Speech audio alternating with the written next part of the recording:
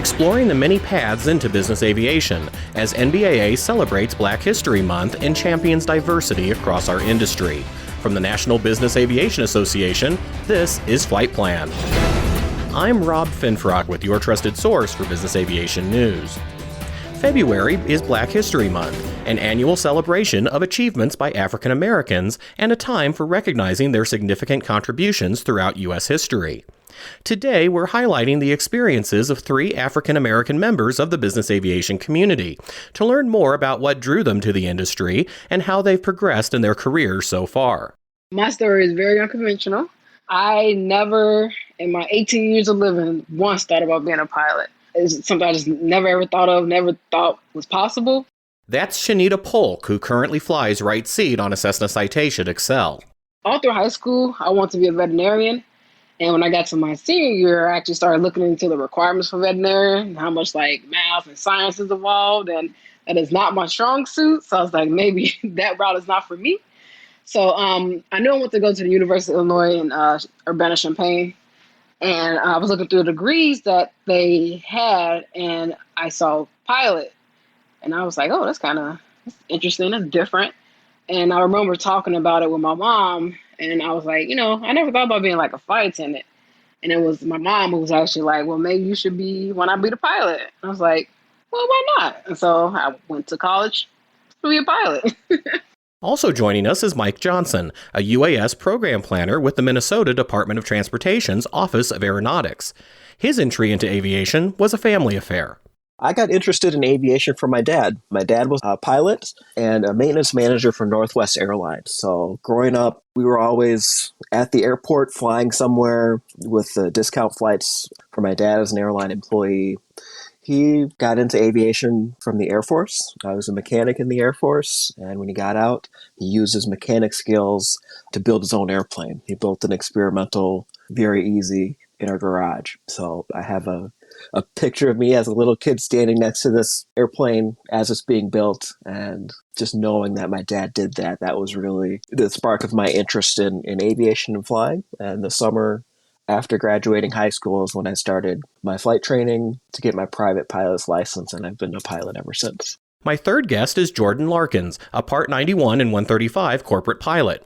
Jordan, what first caught your interest about aviation? Kind of similar to Mike, except the only difference for me, it was my granddad. He was in the Navy, and he was also maintenance. I grew up in Southern California, and he used to take me out to the base all the time and to the airport all the time. And I tell the story all the time, I'll never forget. I saw the C-5 Galaxy. I heard an engine or something spool up, real loud noise. I saw it taxi away in the other direction, and about 5 minutes later, I hear a loud noise and a plane goes whizzing by, and it was that same airplane. And I basically said to him, that's what I want to do one day. So here we are. What was the most challenging part for you about joining the aviation community, Jordan? It's definitely the money. The money and the research, doing the research on exactly where to go, finding the right school, the right fit for you. The school's part was easy for me because I didn't go to a university with a flight program. So I was in college when I did it, and I had to basically figure out how to pay for college and flying at the same time. And I didn't want to wait until I graduated, essentially, to get started because I knew I'd be a few years behind, right? So I was a scholarship athlete at the University of Texas, and I've been wanting to fly for such a long time, and I basically went into my coach's office and said, I don't want to do this anymore. I want to start flying airplanes. And he said, take some time and think about it. And I really did think about it. And that entire summer, I worked 2 full-time valet jobs, parked and retrieved cars for the whole summer, and made about $8,000 or $9,000. And I used that money to pay for the majority of my flight training, and that's kind of what started it. I had the help of some family, and through my mom primarily, we did a credit line in order to help get the training done, and to help supplement even more of that training and build flight hours. In the meantime, before I started the next rating, I worked full-time at Best Buy and sold computers, cameras, iPads, all of that stuff, and answered any question you had about a computer or a camera or any iPad or something like that. That was kind of my specialty. So that's kind of how I did it. I did it all throughout school, and I was extremely broke doing it, but if I had to do it all over again, I would. Shanita, I understand the challenge you faced was one many pilots deal with at the very beginning of their training. I went into there the first day knowing absolutely nothing. And so because of that, I struggled through. And I didn't know anybody in aviation. I didn't know any pilots or anything like that. So I was literally going in there like on my own by myself. And that was a challenge. It was many times I wanted to quit. And I was like, well, maybe this is not for me. So overcoming that was like my lack of confidence. Just like, well, maybe I'm not understanding this. Maybe I'm not smart enough for this. But with my own determination and the motivation of my mom, and finally like I had two instructors that really made an effort to make sure that I passed, and they did everything they could, extra sessions, extra studying, and with like all those three factors, I was able to finally pass and get my private. And then from there on out, I was able to kind of move on. Once I kind of fully grasped the whole concept of aviation, everything else, getting the instrument and commercial and multi, kind of came natural. And Mike, please tell us a bit more about the path that led you into aviation. One of the most challenging parts of getting started in aviation for me was kind of deciding what I wanted to do. That summer after graduating, while I was just starting my flight training, I had help just paying for that initial private pilot course from the small group of black pilots that my dad knew. They would meet maybe once a month or so at the airport. A couple of them owned their own airplanes, and they all chipped in to help me pay for my private certificate. So that was extremely helpful in getting me started. And along with that, I knew I had an interest in some type of aviation job. I wasn't exactly sure what I wanted to do. So I took a job at the gift shop at the Minneapolis airport and worked there for a few months. And then I worked for Northwest Airlink. It was Express One Airlines, loading bags. And I took a series of entry-level aviation jobs. Another thing was, I guess, the funding for flight training. When I started college, I started at Inver Hills Community College just because my grades were not that up. I was not a great student in high school, but I knew I wanted to go to college, so I started with community college.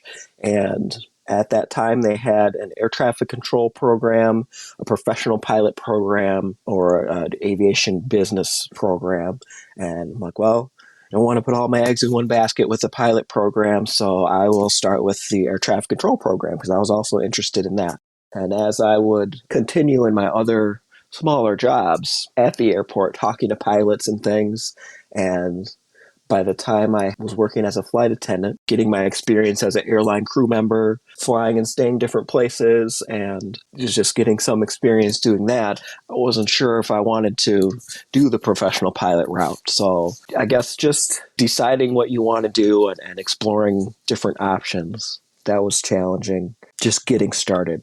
I continued going to school, and after several years of not being the best student, I focused my efforts and finally finished my 2-year degree long after 2 years.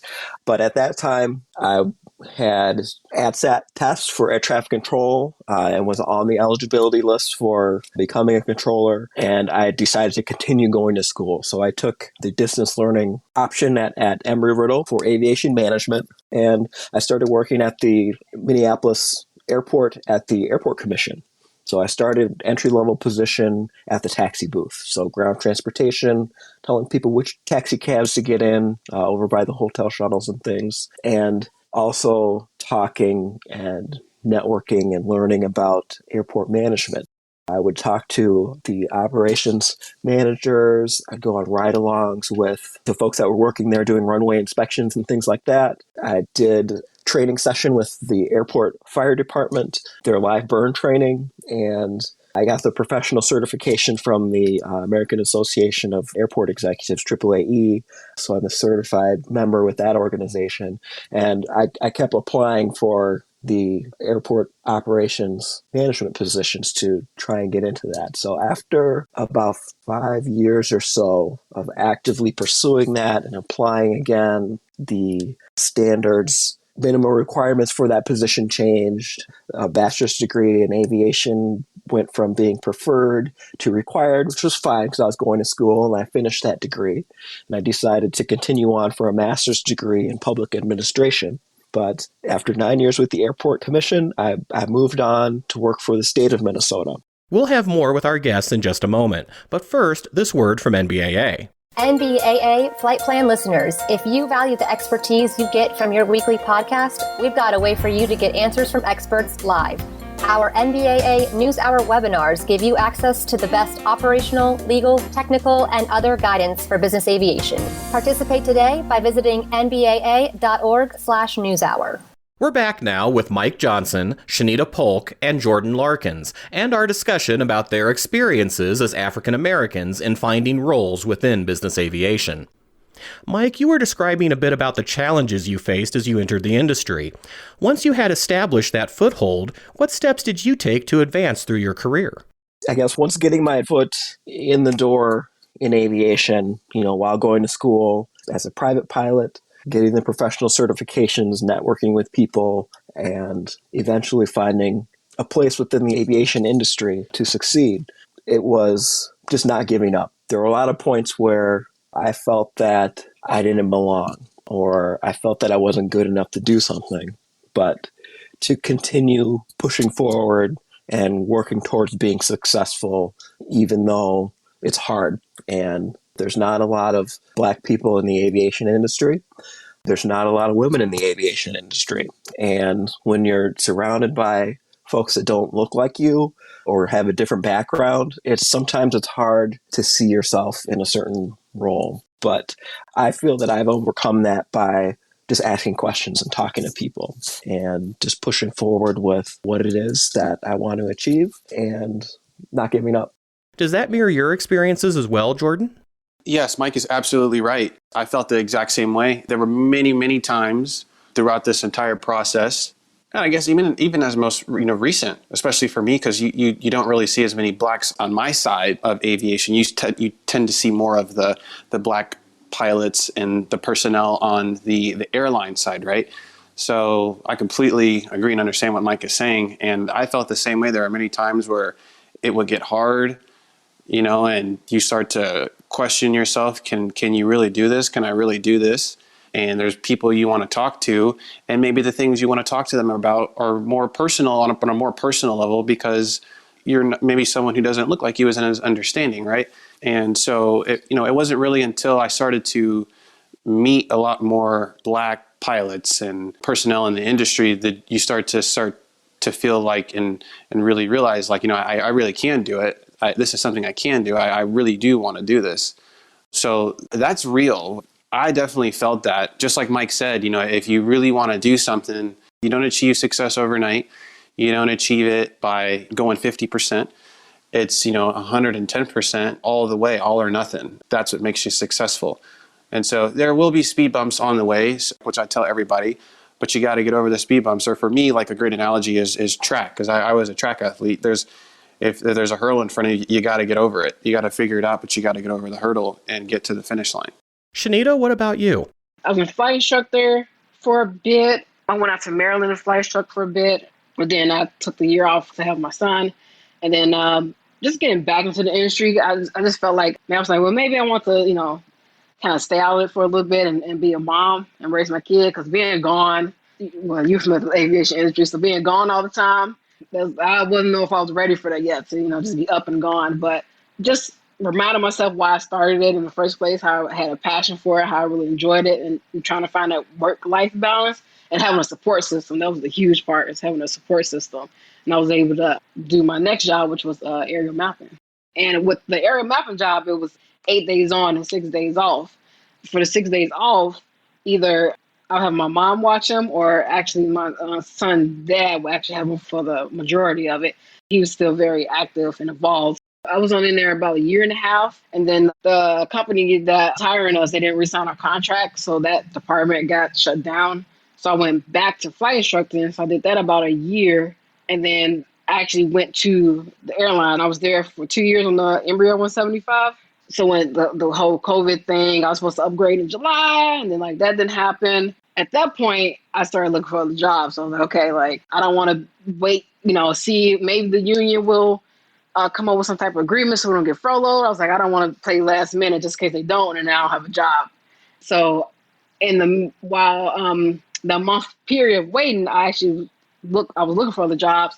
And on this Facebook group that I'm in, like this corporate job listing group, the company I'm with had a posting about looking for first officers for the fleet. They had like Citation Excels and Sovereigns, Encores. And so I actually sent in my resume and applied, and they got back to me. I interviewed, and I got the position. Kind of lucky, to actually be one of few people to technically have 2 jobs in this right now in this crazy time. So I'm super blessed. Indeed. So, Shanita, what advice do you have for someone who may be facing similar challenges in pursuing their own aviation career?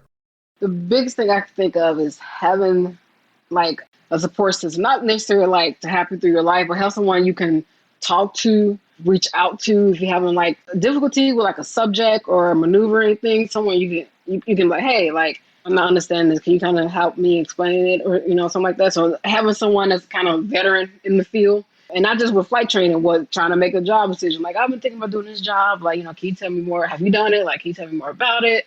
How did you like it? What's the pros? Because again, I didn't have that. So I went to aviation just by myself blind, and I struggled because of it. Definitely having someone you can rely upon, you can reach out to, have someone to check in on you. I think that's like from my experience, that would have made all the difference when I first started. I have a few people that I keep tabs on, and they reach out to me if they have any questions and stuff. I know how to, I know firsthand experience being in that position, how it feels. So I am always welcoming people to reach out to me, call me, text me, do whatever you need. And I promise I'll get back to you. And if I don't know the answer, I will find someone who will. Just an array of things you can do in this industry. Mike, what advice would you like to share? Don't be afraid to reach out and ask questions, just to learn about what you don't know. And just in having conversations with people and listening to their experience, that you can learn things that you can use to move forward in your own career. Don't be afraid to try new things. Keep exploring options, and don't be afraid to seek help and ask questions. And when you feel like you don't belong or you feel that you're not good enough, those are things that can be overcome. And you don't have to listen to those negative feelings or let those perceptions, whether they're real or imagined, hold you back. And Jordan, your final thoughts? Kind of piggyback a little bit off of what Mike's saying. It's definitely important for anyone, right, to ask questions, to do their research, speak up, and don't be afraid. This is one of those careers that you have to put a lot of thought into it, a lot of time, and a lot of money into it to get things started. There's a lot of sacrifices that go with it. Again, it's reach out, ask questions, do the research. Networking is a huge thing.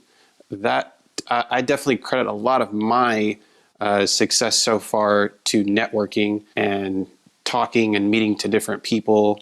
I mean, I'm even creative. I mean, I remember one time I was looking for a job, and I got on, and not just Google looking for jobs in my area. I mean, I would get on Google, and if I wanted to work around the airport, I may go on Google Maps and zoom in so far to where the businesses pop up on the map, and I could click and see, exactly what the business means and maybe apply there. So you got to be creative and think outside the box. You got to go to lengths to get exactly what you want in order to achieve that success. As we continue working to make business aviation a more diverse, equitable, and inclusive industry, it's worth considering our own individual experiences that drew us to this career path.